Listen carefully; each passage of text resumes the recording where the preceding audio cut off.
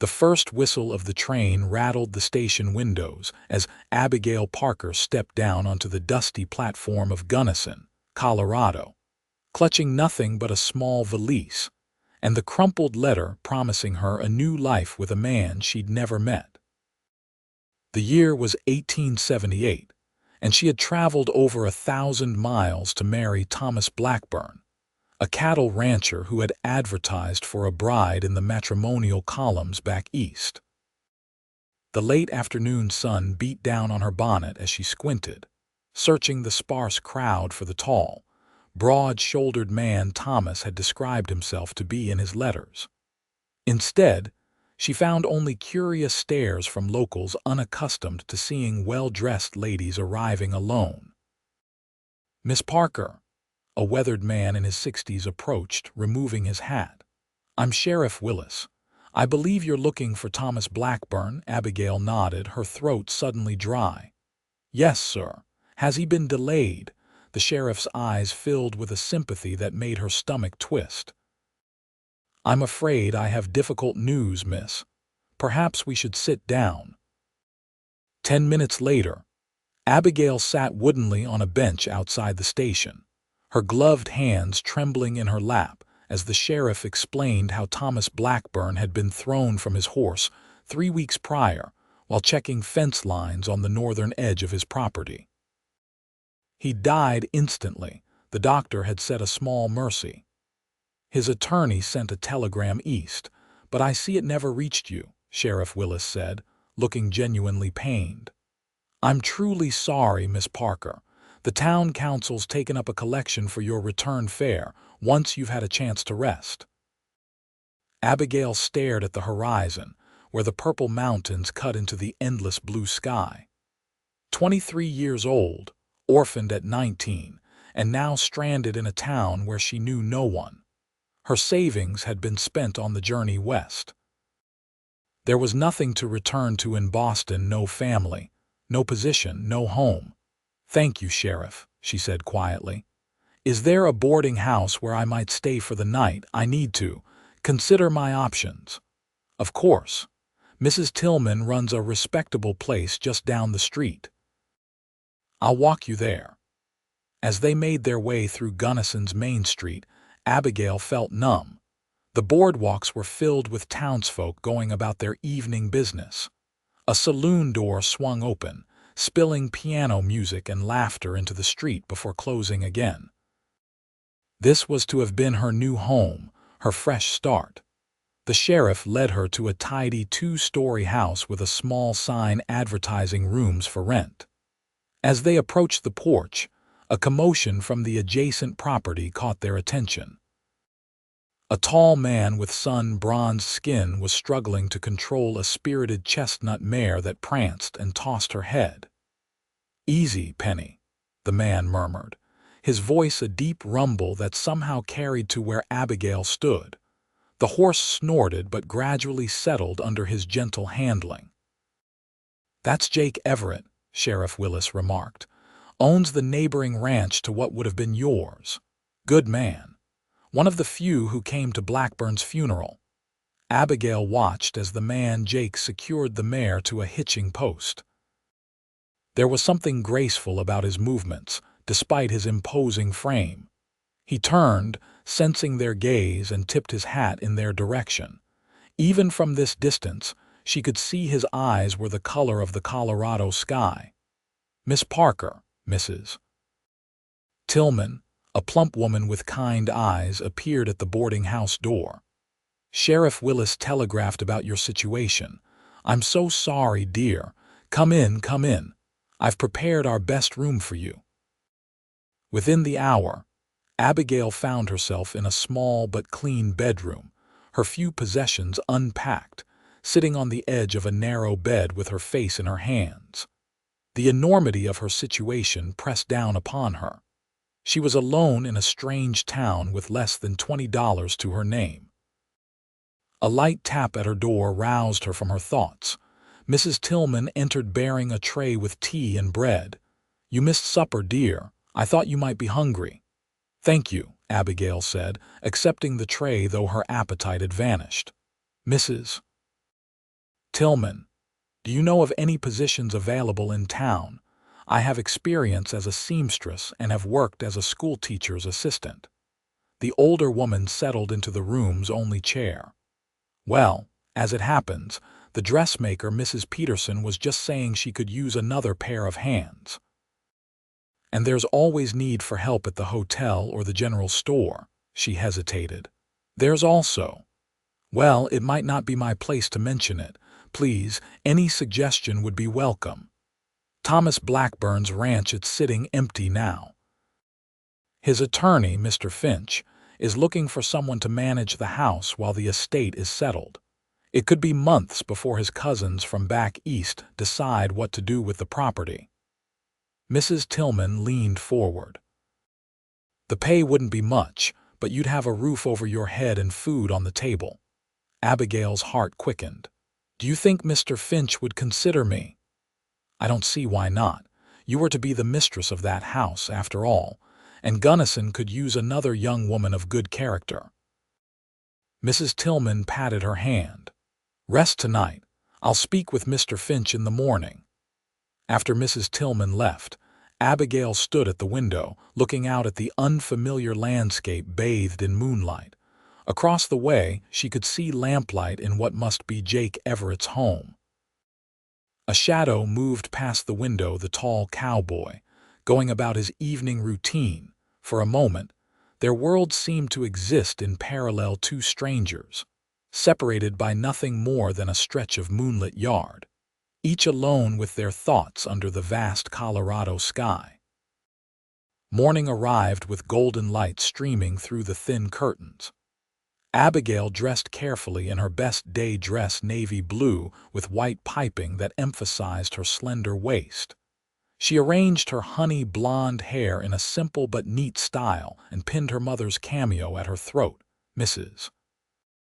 Tillman beamed when she came downstairs. You look lovely, dear. Mr. Finch will be here after breakfast to speak with you, and I've taken the liberty of inviting a few of the town ladies for tea this afternoon, so you might make acquaintances. Abigail's heart warmed at the woman's kindness. Thank you. I truly appreciate everything you've done. Breakfast was a simple but hearty affair of biscuits, eggs, and strong coffee shared with the boarding house's only other guest, a traveling salesman who talked incessantly about the latest innovations in farm equipment. Abigail was relieved when Mrs. Tillman rescued her, announcing Mr. Finch's arrival. The attorney was a slight man with spectacles and a meticulously trimmed beard. He listened attentively as Abigail explained her situation. Indeed, Mrs. Tillman's suggestion has merit, he said, stroking his beard. The ranch hands are managing the cattle operation, but the house sits empty. As you were to be Mr. Blackburn's bride, there's a certain propriety to you occupying the residence until the estate is settled. I would be most grateful for the opportunity, Mr. Finch. There is the matter of transportation, he mused. The Blackburn Ranch is 5 miles outside town. You would need a way to come and go. From the doorway, a deep voice interjected, I could help with that. Abigail turned to find Jake Everett filling the frame of the parlor door, hat in hand. Up close, he was even more imposing, well over 6 feet tall with broad shoulders and features that seemed carved from the same rugged landscape as the mountains beyond. His eyes, as she'd noticed yesterday, were a startling blue against his sun-darkened skin. A light stubble covered his strong jaw, and his dark hair curled slightly where it met the collar of his worn blue shirt. Mr. Everett, Mrs. Tillman exclaimed. What perfect timing! Miss Parker, this is Jake Everett. His ranch borders the Blackburn property. Jake nodded politely. Madam, I couldn't help overhearing. I'm heading out to check on the Blackburn place later today, Thomas, and I had an arrangement about water rights. I'd be happy to take you out there, show you around. There was something in his gaze that made Abigail momentarily forget her words. Not pity, which she'd seen in abundance since arriving, but a quiet understanding that resonated with her own sense of determination. "That's very kind, Mr. Everett," she finally managed. "If Mr. Finch approves the arrangement, I would appreciate the assistance." Mr. Finch adjusted his spectacles. "It seems a practical solution. I'll draw up the necessary papers this morning. Shall we say a modest salary of $15 a month, plus room and board? Your duties would primarily involve maintaining the house and supervising any domestic matters." It was far less than she might earn at a city position back east, but the promise of independence outweighed the modest compensation. "That would be more than fair, Mr. Finch. Thank you." "Very well. I'll bring the papers by this afternoon." He rose, collecting his hat. "Mr. Everett, I trust you can see to Miss Parker's transportation to the ranch tomorrow." Jake nodded. "I'll bring the wagon around at 9 if that suits Miss Parker." "That would be perfect," Abigail said, suddenly aware of how quickly her circumstances were changing. After Mr. Finch departed, Jake remained, his hat turning slowly in his large hands. Up close, Abigail could see the fine lines at the corners of his eyes, a man who spent his days under the open sky. "Miss Parker, I should mention. The Blackburn place has been sitting empty for nearly a month now. It might need some attention before it's comfortable. I appreciate the warning, Mr. Everett, but I'm not afraid of hard work." A smile tugged at the corner of his mouth. "I believe that." He settled his hat back on his head. "I lost my wife 3 years ago. Know something about starting over. If you need help getting settled, my ranch is just over the ridge." The simple honesty in his words caught her off guard. "I'm sorry about your wife, Mr. Everett." He nodded, his gaze momentarily distant. 9 tomorrow, then." With a tip of his hat to both women, he was gone, his long strides carrying him quickly down the boardwalk. Mrs. Tillman sighed after him. Such a fine man, never remarried after Caroline passed. Fever took her in 75. They'd been married just 2 years. Abigail found herself watching his retreating figure. "He seems kind." "One of the best men in the county," Mrs. Tillman agreed. "Now, let's see about preparing you for tomorrow. You'll need supplies, and I have some linens you can take." The afternoon passed in a whirl of activity. Mr. Finch returned with papers to sign. Mrs. Tillman's tea gathering introduced Abigail to several local women who, after their initial curiosity was satisfied, proved genuinely welcoming. The dressmaker, Mrs. Peterson, even offered Abigail occasional work should she need to supplement her income. By evening, Abigail had acquired a trunk of basic supplies: flour, coffee, sugar, salt, and other essentials courtesy of the town council's generosity. As she packed her few belongings, she found herself looking out the window toward Jake Everett's house once more. A horse and rider, unmistakably, Jake moved slowly along the road leading out of town, silhouetted against the setting sun. She wondered what kind of neighbor he would be, this quiet cowboy with the understanding eyes who had offered assistance so readily to a stranger. Morning dawned clear and bright. Abigail, dressed in her simplest gown, a practical brown calico with her hair braided and pinned up neatly. Mrs. Tillman fussed over her breakfast, insisting she eat heartily before her journey. "Country life requires strength, dear, and you're already too thin." At precisely 9 o'clock, the rumble of wagon wheels announced Jake's arrival. Abigail's stomach fluttered with unexpected nerves as Mrs. Tillman escorted her to the door. Outside, Jake stood beside a sturdy wagon drawn by 2 well-kept horses. He wore a clean shirt under his leather vest, and his dark hair was damp, as though recently washed. "Good morning, Miss Parker," he said, removing his hat. "Ready for your new home?" Abigail nodded, suddenly unable to form words around the lump in her throat. This was real. She was about to move to a ranch to live alone, miles from town, in a house that belonged to a man she'd never met. Jake seemed to sense her apprehension. "It's a good piece of land," he said quietly. "Thomas chose well, you'll see." With Mrs. Tillman's emotional farewells and promises to visit ringing in her ears, Abigail allowed Jake to help her onto the wagon seat. Her trunk and supplies were secured in the back, along with what looked like tools and fencing materials. As they pulled away from the boarding house, Abigail took a deep breath. "I want to thank you again for your kindness, Mr. Everett. I realize I'm something of an imposition." Jake clicked to the horses before answering. "No imposition, Miss Parker. Neighbors help each other out here. It's the only way to survive." He glanced at her. "Besides, I promised Thomas I'd keep an eye on his place until his bride arrived. Seems fitting I should still honor that, even if circumstances have changed." "You knew him well." Jake's expression softened slightly. "Well enough. He came out here from Philadelphia about 5 years ago. Didn't know a thing about ranching, but he was willing to learn. Most newcomers either give up and go home or get themselves killed trying to prove something. Thomas just put his head down and worked." "What made him decide to send for a bride?" Abigail asked, curious about the man she'd been prepared to marry. "Loneliness, I expect." Jake's gaze remained on the road ahead. "Man builds something, he wants someone to share it with." He mentioned once that his parents' marriage had been arranged, said it gave them 40 happy years. Figured he'd try the same approach.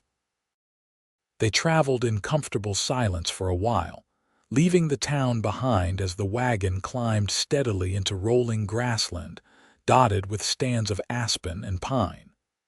The air grew cooler and sweet with the scent of wildflowers and sage. "It's beautiful," Abigail murmured, taking in the vast landscape stretching to the mountains. Jake nodded. "First time I saw these mountains, I knew I'd never leave. Something about this country gets into your blood." As they crested a rise, he pulled the wagon to a halt. "There it is. Blackburn Ranch." Below them stretched a verdant valley cradled by gentle slopes. A clear creek meandered through the center, widening into a small pond near a cluster of buildings.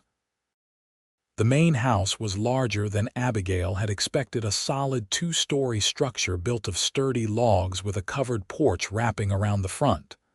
Nearby stood a barn, corral, and several outbuildings. In the distance, cattle grazed in lush pastures.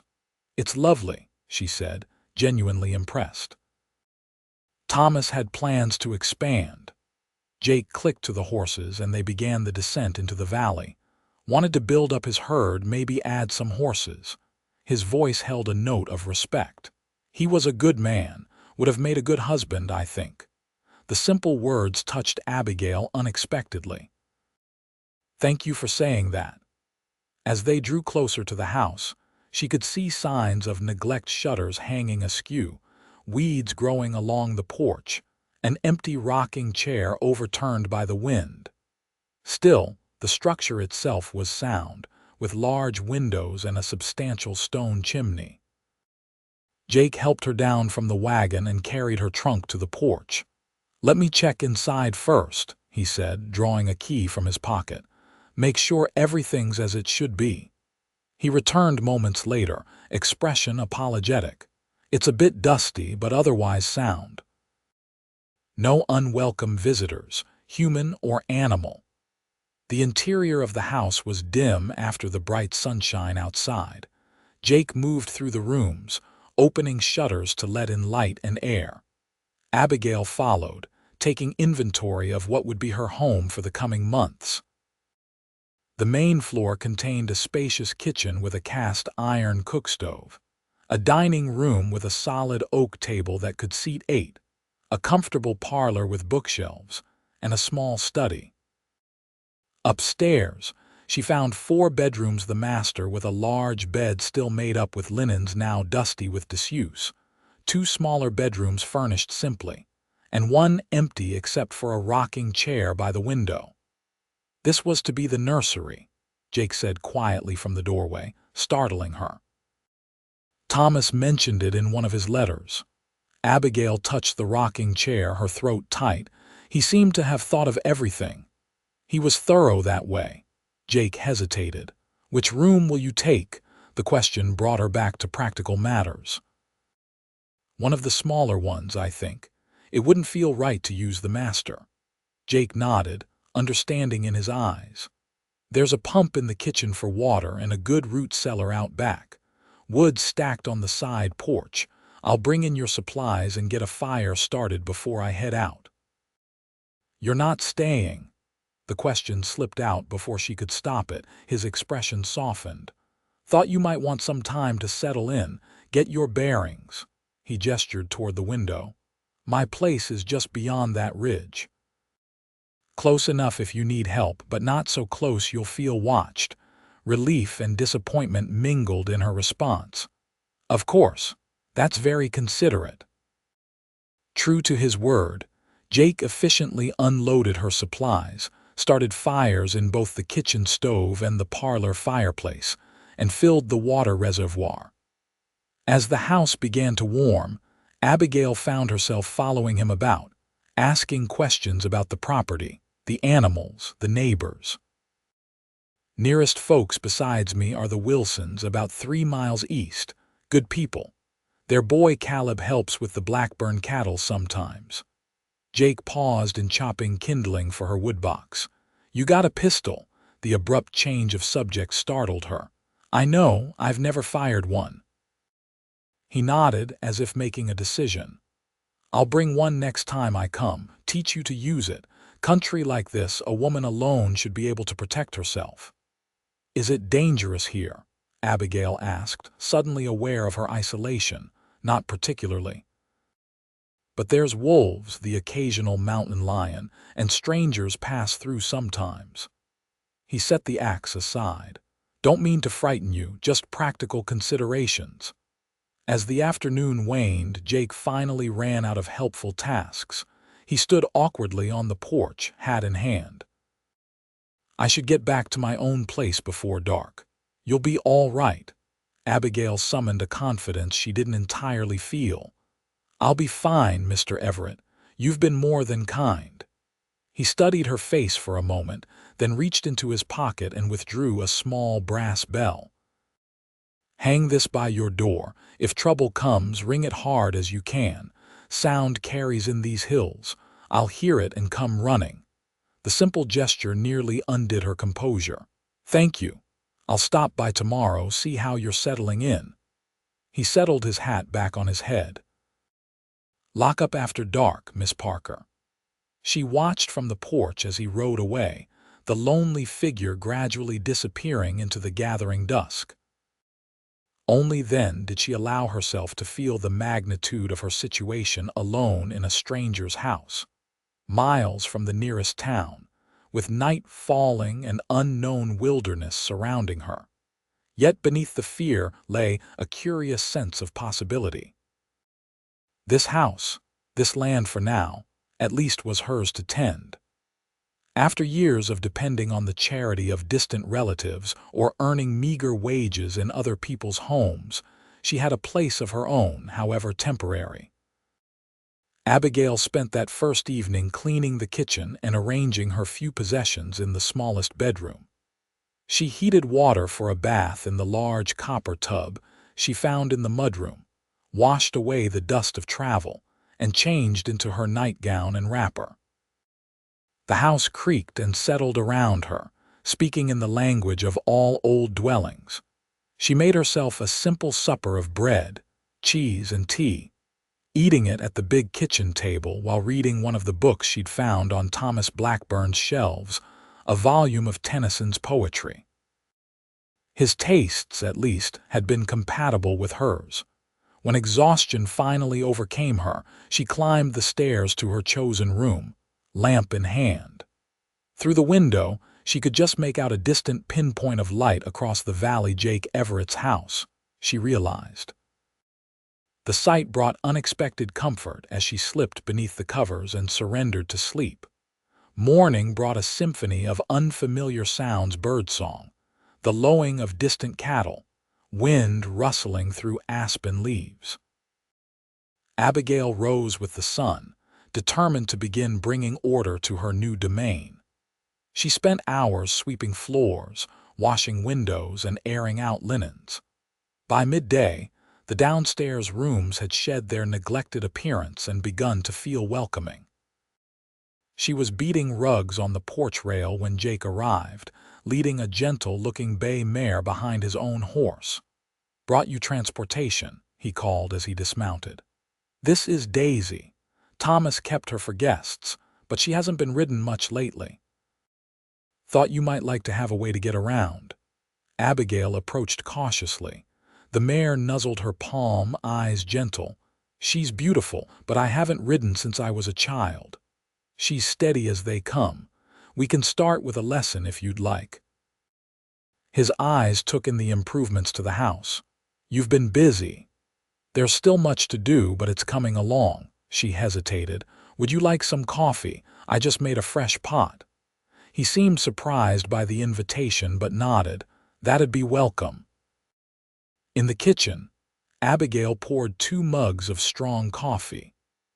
Jake took his black, cupping the mug in hands that bore the marks of hard work, calluses, small scars, a recently healed cut across the back of his right hand.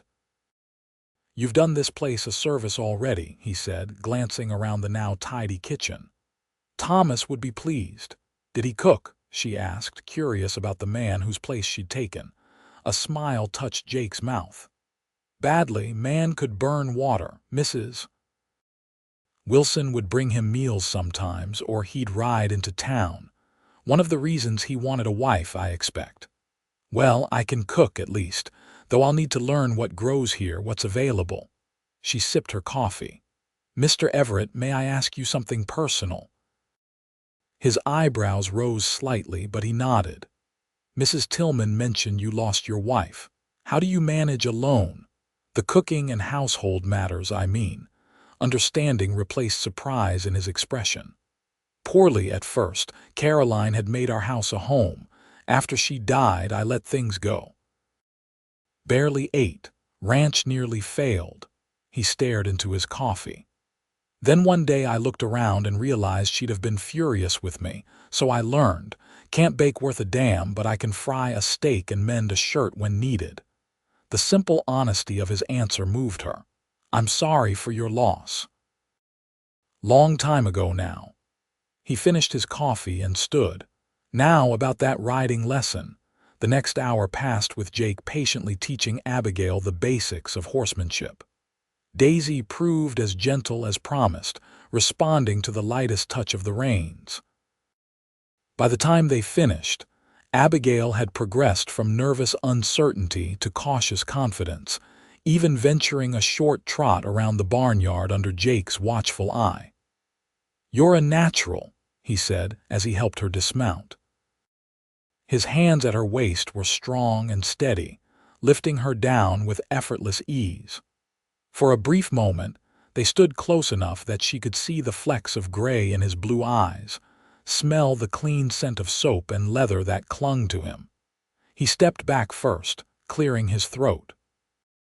"I should show you around the property before I go. Things you'll need to know." The tour was thorough. Jake showed her the root cellar stocked with preserved foods, the smokehouse, the chicken coop where a dozen hens pecked industriously, and the small kitchen garden now overgrown with weeds. "Been meaning to tend to that," he said, looking apologetic. "The hands aren't much for gardening." "I'll manage it," Abigail assured him. "I've always wanted a garden of my own." As they walked, Jake explained the operation of the ranch, the 50 head of cattle, the arrangements with the 2 hands who lived in the bunkhouse near the barn, the water rights that connected his property with Blackburn's. "Creek runs through both our lands," he explained. "Thomas and I worked out an agreement about damming and usage rights. Been meaning to get it on paper with Finch, but," he shrugged, "time gets away." By late afternoon, Abigail's head was spinning with new information. As they returned to the house, Jake paused, seeming reluctant to leave. "I won't be able to check in tomorrow," he said. "Got business in town, but Jackson and Dia's the hands. They'll be around if you need anything. Good men, both of them." "I'll be fine, Mr. Everett. You've been more than helpful." He studied her face as if assessing her conviction. "You're braver than most, Miss Parker, coming all this way alone, then staying on despite everything." "Not brave," she corrected softly, "just without better options." His gaze held hers for a long moment. "Sometimes those amount to the same thing." He touched the brim of his hat. "Day after tomorrow, then. And remember the bell." Abigail watched him ride away, Daisy contentedly grazing nearby, and wondered at the strange turns life could take. A week ago, she had been traveling to marry a stranger. Now she was living in his house, being looked after by his neighbor, finding her way in a world completely foreign to her previous existence. Yet for the first time in years, she felt something like hope. The following days established a routine. Abigail rose with the sun, tended to the chickens, and prepared her meals. She spent hours cleaning the house room by room, occasionally finding small treasures: a tin of Earl Grey tea, a collection of pressed wildflowers between the pages of a book, a fine chess set carved from dark and light wood. Each discovery offered a glimpse into Thomas Blackburn's character, a man of refined tastes and simple pleasures, educated but practical. She found herself regretting that she would never know him, even as she acknowledged the strangeness of mourning someone she'd never met. True to his word, Jake returned 2 days later, bringing the promised pistol, a well-maintained Colt revolver with a box of ammunition. "Simple but reliable," he explained, showing her how to load, aim, and clean the weapon. "We'll practice shooting tomorrow away from the buildings. For now, just get comfortable handling it." His visits became a highlight of her days. Sometimes he brought practical items: seeds for her garden, a new hammer when she mentioned the loose porch rail, fresh venison after a hunting trip. Other times he simply appeared to check on her welfare, often staying to help with some task or another. Abigail found herself watching for him, her pulse quickening at the sight of his tall figure approaching on horseback. They fell into an easy companionship, working side by side in comfortable silence, or engaged in conversations that ranged from books to ranching practices to childhood memories. She learned he had come west at 18, working as a ranch hand before staking his own claim 10 years ago. He spoke little of his wife, but when he did, his voice held a gentle reverence that Abigail found deeply moving. April flowed into May, and the land around the ranch burst into vibrant life. Abigail's garden flourished under her care.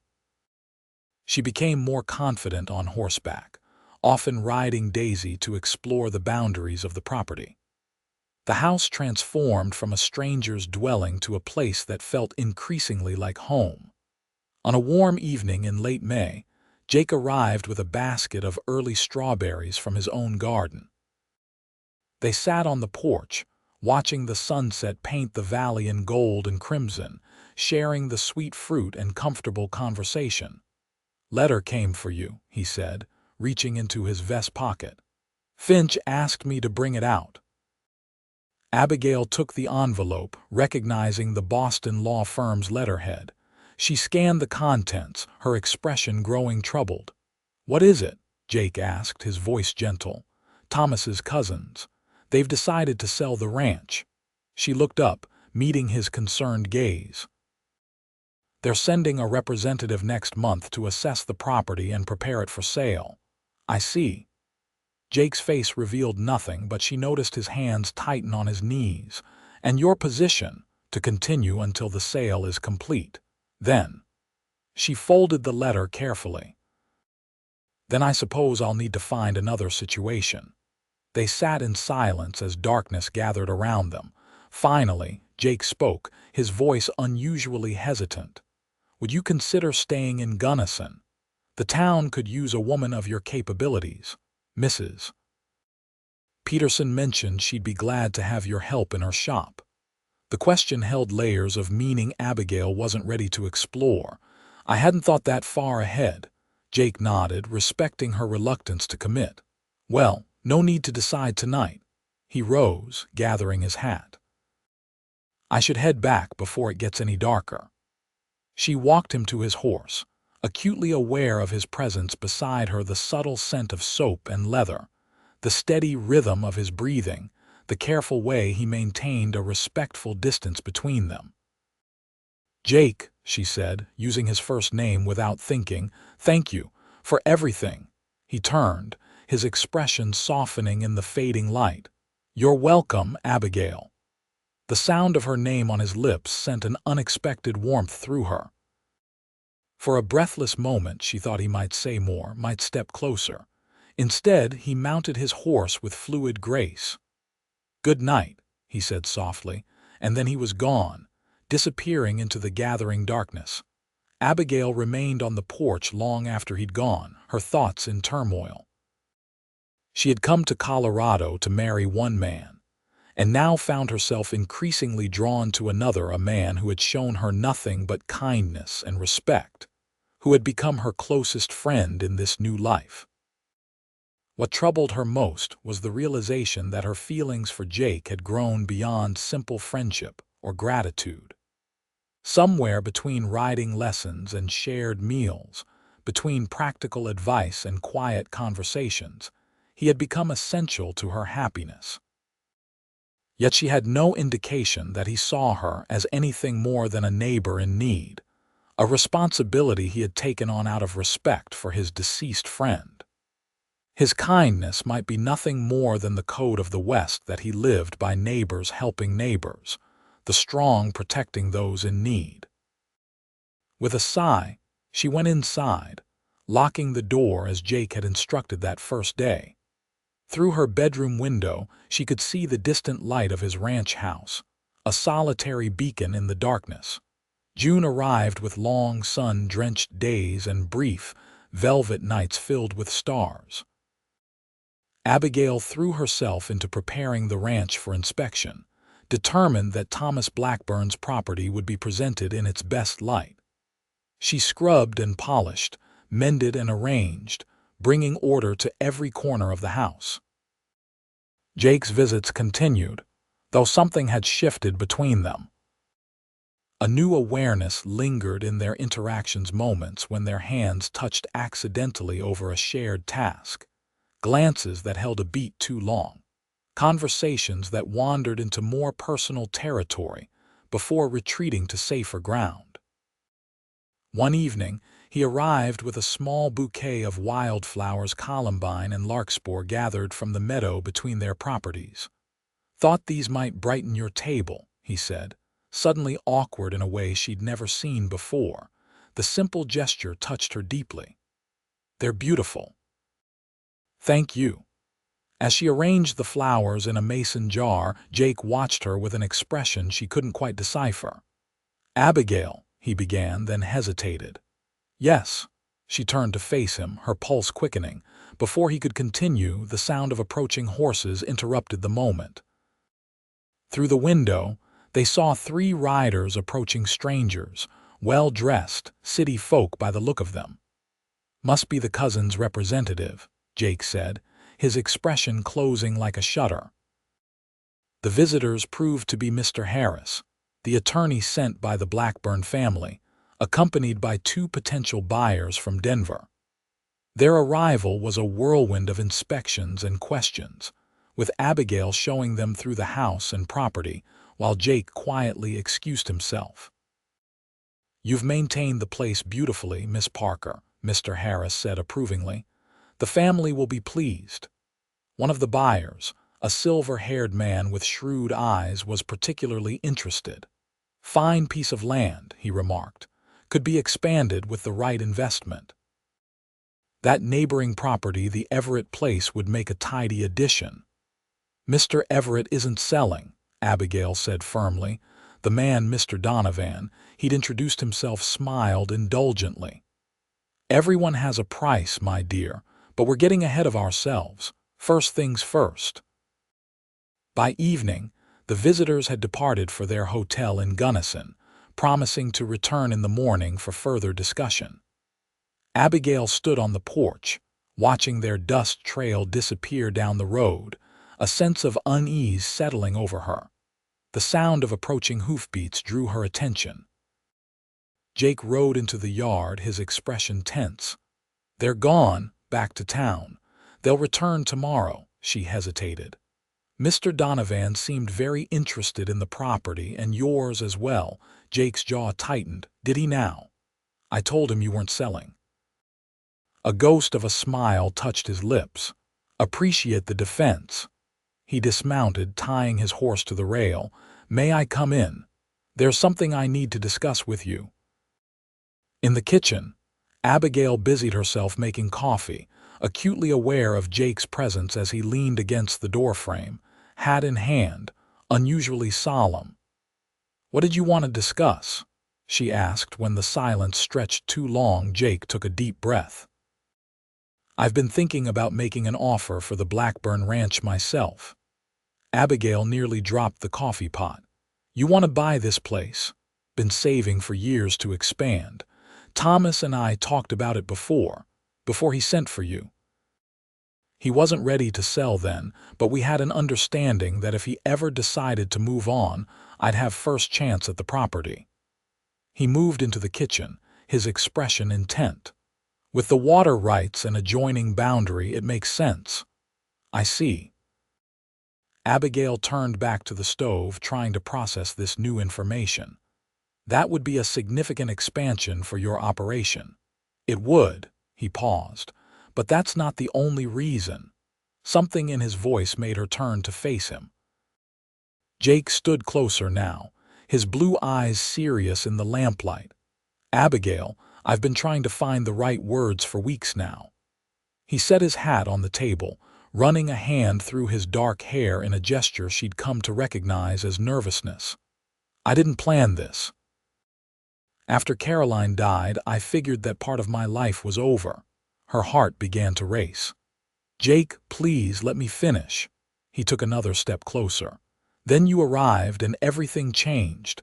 I told myself it was just neighborliness, just doing right by Thomas. But it's been more than that for a long time now." Abigail could scarcely breathe as he continued. "I'm not asking anything of you. Not yet. But if I buy this place, I can offer you a position managing the house, the same as you're doing now. It would give you time to decide what you want, without pressure from these city folk or anyone else." The offer was both generous and cautious, respecting her independence while creating space for possibility. "And if I decided I wanted to leave, to go back east or take a position in town, then I'd wish you well and help you on your way." His eyes held hers steadily. "Your happiness matters to me, Abigail, more than I expected." The admission hung between them, honest and unadorned. Abigail found herself moving closer, drawn by the sincerity in his gaze. "Jake," she said softly, "I've been struggling with my own unexpected feelings. When I came here, I was prepared to build a life with a stranger. Instead, I found you." Hope flickered in his eyes. And I've grown to care for you, more than I should, perhaps, given the circumstances." The coffee on the stove began to boil over, breaking the moment. Abigail turned quickly to remove it from the heat, grateful for the momentary distraction as she collected her thoughts. When she faced him again, Jake had composed himself, though his eyes still held a warmth that made her pulse quicken. "I'll speak to Harris tomorrow about making an offer," he said. "In the meantime, nothing has to change. You have my word on that." She nodded, both relieved and disappointed by his restraint. "Thank you." As he prepared to leave, gathering his hat and moving toward the door, Abigail suddenly couldn't bear the thought of him riding away with so much still unspoken between them. "Jake," she called after him. When he turned, She crossed the room quickly and, before her courage could fail, rose on tiptoe to press a soft kiss to his cheek. "Ride safely." For a moment, he remained perfectly still, his expression a mixture of surprise and longing. Then, with gentle deliberation, he took her hand and raised it to his lips. "Good night, Abigail," he murmured against her fingers. Then he was gone, the sound of hoofbeats fading into the night. Abigail slept poorly, her dreams a confused tangle of possibilities and fears. By morning, she had reached a decision. She would support Jake's bid for the ranch, but maintain her independence until she was certain of her own heart and his. The arrival of Mr. Harris and the potential buyers disrupted her plans. Mr. Donovan, it seemed, had spent the night formulating an aggressive strategy. "I'm prepared to make a very generous offer," he announced before he'd even fully dismounted. $15,000 for the entire property, livestock included, cash payment, immediate transfer. The figure was startlingly high, well above the property's market value. Abigail saw Mr. Harris's eyebrows rise in surprise. "That's most generous, Mr. Donovan. I'll need to consult with my clients, of course, but I believe they'll be favorably impressed." "I'd like to conclude this business quickly," Donovan pressed. "I have other investments requiring attention." As they moved inside to discuss details, Abigail felt a growing unease. Something about Donovan's eagerness, the excessive offer, struck her as suspicious. While serving coffee, she overheard a snippet of conversation between Donovan and his companion. "Silver deposits confirmed by the Geological Survey. Once we secure both properties, we can begin operations immediately. Silver." The realization hit Abigail like a physical blow. Donovan wasn't interested in ranching. He wanted the land for mining.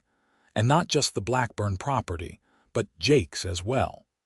His earlier comments about acquiring the Everett ranch suddenly made alarming sense. She needed to warn Jake, but he wasn't expected until afternoon. Making a quick excuse about checking on lunch preparations, Abigail slipped out the back door and hurried to the barn.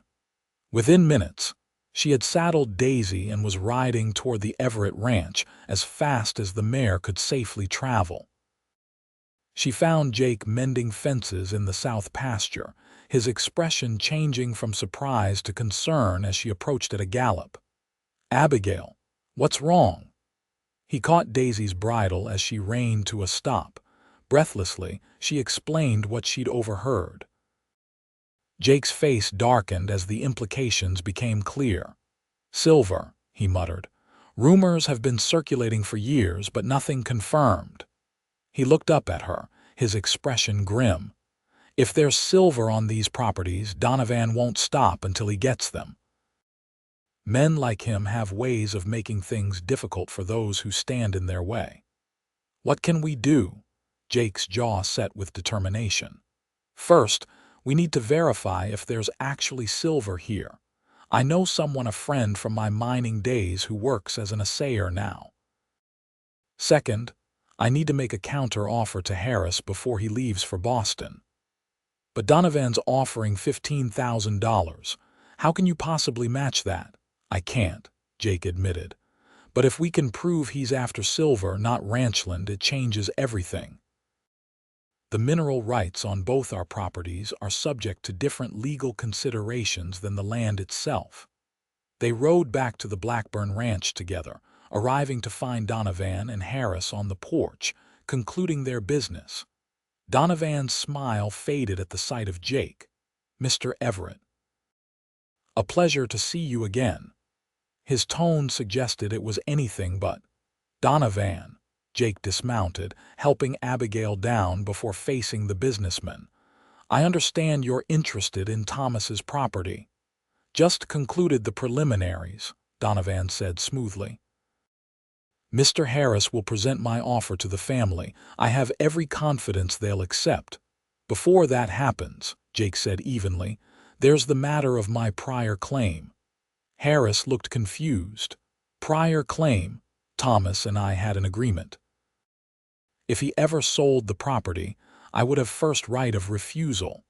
Donovan's smile hardened. Do you have this agreement in writing, Mr. Everett? It was a handshake between friends, Jake acknowledged, but it was witnessed by Sheriff Willis and recorded in Thomas's journal. The one he kept in his study. Abigail's eyes widened. She had found the journal while cleaning but had respectfully left it unread. Jake had never mentioned knowing about it. Harris looked troubled. If such an agreement exists, even informally, the family would want to honor it. Thomas was well respected. I'd need to see this journal, Donovan interjected. And even then, surely Mr. Everett can't hope to match my offer. Actually, Jake said calmly, I believe your interest in the property extends beyond ranching. If you're planning to mine, that changes the legal landscape considerably. The businessman's expression flickered briefly before settling into calculated amusement. Mining? My dear fellow, I'm a cattleman. Always have been. Then you won't mind if we have the property assessed for mineral deposits before any sale is finalized, Jake countered, just to establish a fair market value. A tense silence followed, broken only when Harris cleared his throat. That seems a reasonable precaution. The family would want full disclosure of the property's value. Donovan's composure slipped momentarily, revealing a flash of anger before he regained control. Of course, though such assessments can take time, and as I mentioned, I'm eager to conclude this business promptly. I'm sure Mr. Harris can arrange an expedited assessment, Abigail interjected, finding her voice. After all, the family would want to ensure they're receiving fair compensation. The businessman's cold gaze settled on her, calculating. Indeed. Well, gentlemen and lady, I have other business in town. Mr. Harris, I trust you'll keep me informed of developments. With a tight smile and a tip of his hat, Donovan departed, his companion trailing behind. Harris waited until they were out of earshot before turning to Jake. Is there really a journal confirming your arrangement with Thomas? Jake nodded. In his study desk, bottom right drawer, the attorney sighed. This complicates matters. I'll need to review it and consult with the family before proceeding. While Harris examined the journal in the study, Jake and Abigail waited on the porch, speaking in low voices. You think he'll back down? Abigail asked. Jake shook his head. Men like Donovan don't back down when there's profit involved, but we've bought some time. My friend the assayer can be here by week's end. If there is silver, we need to know before making our next move. And if there isn't, then I'll offer what I can for the ranch a fair price, not inflated by false hopes of silver strikes. He looked at her intently. Either way, I meant what I said yesterday, about you staying on if you want to. Before Abigail could respond, Harris emerged from the house, journal in hand. The agreement is indeed recorded here, he confirmed. Along with Thomas's explicit wish that you have first opportunity to purchase the property, should it ever be sold. He closed the book carefully. I'll inform the family immediately and recommend we delay any decision until after the mineral assessment. After Harris departed, Jake and Abigail found themselves alone, the tension of the confrontation slowly dissipating in the warm afternoon sun. That was quick thinking, Jake said, admiration in his voice. Riding out to warn me. I couldn't let him cheat you or Thomas's family for that matter. She paused, gathering her courage. Jake, about what you said yesterday. He turned to face her fully, his expression open and vulnerable in a way she'd rarely seen. Yes, I've been thinking about staying on, about us. She met his gaze steadily. I came west expecting to build a life with a man I'd never met. The journey taught me to be brave, to trust my own judgment. And what does your judgment tell you now? He asked quietly. Abigail took a deep breath. That sometimes the best things in life aren't what we plan for, but what finds us when we're busy making other arrangements. A smile touched his eyes. That sounds like wisdom to me. I can't promise anything yet, she continued. It's all happened so quickly. But I know I want to stay in this valley, in this life we've both been building, and I want to see where this path between us leads. Jake reached for her hand, his touch gentle but sure. That's more than enough for now. The following days brought a flurry of activity. Jake's friend Martin arrived from Denver to assess the properties, taking samples from various locations while Donovan's men watched from a distance. Sheriff Willis, alerted to the situation, made regular patrols past both ranches, ensuring no trouble developed. On a warm evening a week later, Martin delivered his findings to Jake and Abigail over supper at the Blackburn house. "There's silver, all right," the assayer confirmed, spreading his notes on the dining table. "Not a massive deposit like Leadville, but significant enough to be profitable. It runs along the creek bed, primarily on the Blackburn property, but extending into the Everett land as well." Jake absorbed this news with a thoughtful frown. Enough to justify Donovan's offer, if properly extracted, yes. The $15,000 would be recouped within a year, most likely. Abigail's heart sank. Then there's no way the family will refuse his offer. "Not necessarily," Martin said, surprising them both. "Mining operations would destroy the ranchland. Once the silver's gone, maybe 5-10 years, all that's left is a ruined valley. If the family cares about Thomas's legacy, they might prefer to sell to Jake, even at a lower price. And there's the matter of the mineral rights," Jake added. "Those can be separated from the land rights in the sale. The family could retain the mineral rights and lease them, while selling the surface rights to me." Martin nodded. "That's becoming more common. Though Donovan won't like it, he wants it all." After Martin left, Jake and Abigail sat on the porch swing, watching the stars emerge in the darkening sky. The weight of possibility hung between them, the future of the ranch, their own uncertain path forward. "Whatever happens," Jake said finally, "we'll face it together, if that's what you want." Abigail looked at him in the fading light, this man who had become her anchor in a strange new world, whose quiet strength and integrity had won her trust and, gradually, her heart. "It is," she said simply. "Whatever comes, we face it together." He smiled then, the rare, full smile that transformed his serious face and made her heart skip. With deliberate care, he reached out to brush a strand of hair from her cheek, his fingers lingering against her skin. "May I?" he asked softly. She nodded, unable to form words as he leaned closer. His lips met hers in a kiss that began gentle as a whisper and slowly deepened, his hand cradling her face as if she were something infinitely precious. When they finally drew apart, Abigail felt as though something fundamental had shifted, a door opening to a future she couldn't have imagined when she first stepped off the train in Gunnison. "I should go," Jake murmured, though he made no move to leave. "It's getting late." "Stay," she whispered, surprising herself with her boldness. I mean just for a while longer." His smile returned, understanding and patience in his eyes. "For as long as you want." They remained on the porch until the moon rose, talking of practical matters, the upcoming meeting with Harris and the Blackburn family representative, strategies for countering Donovan's offer, plans for combining their operations if Jake's bid succeeded. But beneath the practical conversation ran a current of deeper understanding, promises, not yet spoken aloud but felt in every shared glance, every casual touch, every moment of comfortable silence between them.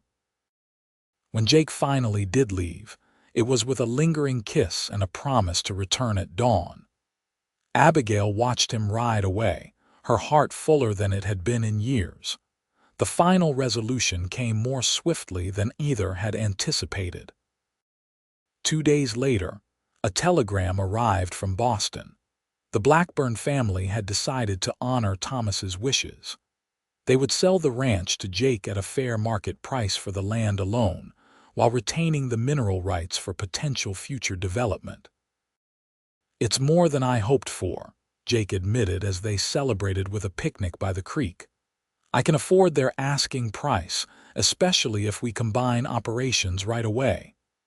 "Donovan won't be pleased," Abigail remarked, watching the sunlight dance on the water. "Let him fume. The mineral rights aren't going anywhere. When the family's ready to develop them, they can negotiate from a position of strength." They spent the afternoon planning their future: the expanded cattle operation, improvements to both houses, the garden Abigail wanted to extend, the orchard Jake had always meant to plant. As sunset approached, Jake grew unusually quiet. When Abigail questioned him, he reached into his pocket and withdrew a small wooden box.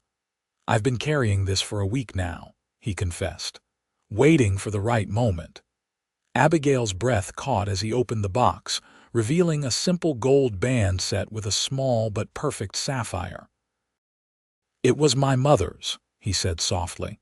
"She gave it to me before she died, said to save it for when I found the woman who made me feel at home in my own heart." He took her hand, his eyes never leaving hers. "I know it hasn't been long. I know this isn't what you expected when you came west. But I love you, Abigail Parker. I love your courage and your kindness, your determination and your gentle heart." Tears welled in her eyes as he continued. "I'm not asking for an immediate answer. We can have as long an engagement as you want. I just need you to know that my heart is yours completely." He smiled, a touch of his usual wry humor returning. "And not just because you make the best biscuits in the territory." Abigail laughed through her tears. "Jake Everett, I came west expecting to marry a stranger.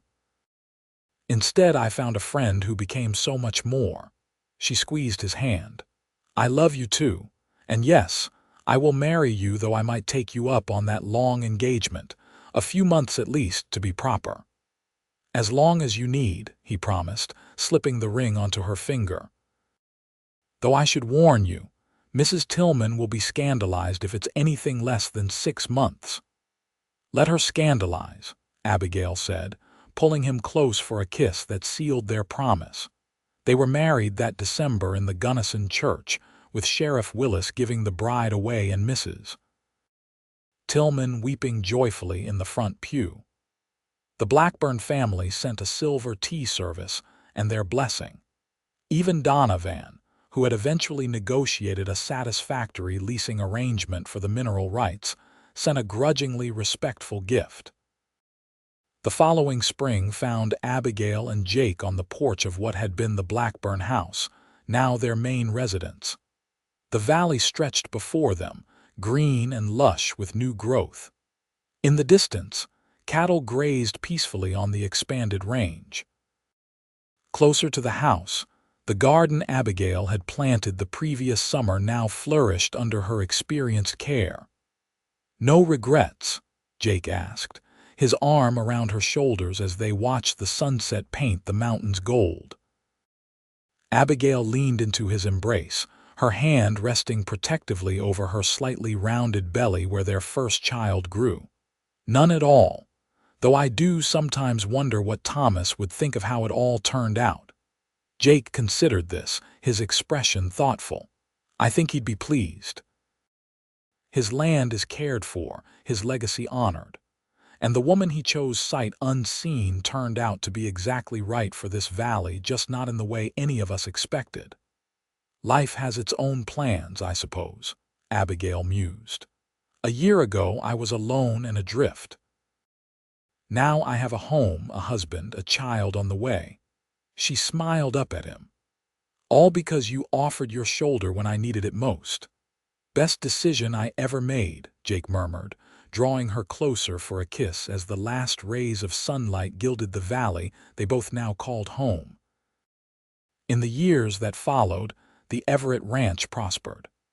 The silver mine eventually opened, operating with minimal disruption to the ranchlands thanks to careful negotiations. Abigail and Jake welcomed 3 children, 2 sons and a daughter who grew up strong and free in the valley their parents had fought to preserve. The story of the mail-order bride and the cowboy next door became something of a legend in Gunnison County, retold at weddings and community gatherings as an example of how life's greatest disappointments sometimes open the door to its greatest joys. And on summer evenings, long after their children were grown with families of their own, Jake and Abigail could still be found on that same porch swing, watching the sunset over the valley, his arm around her shoulders, her head against his heart, grateful for the unexpected twist of fate that had brought them together under the vast Colorado sky.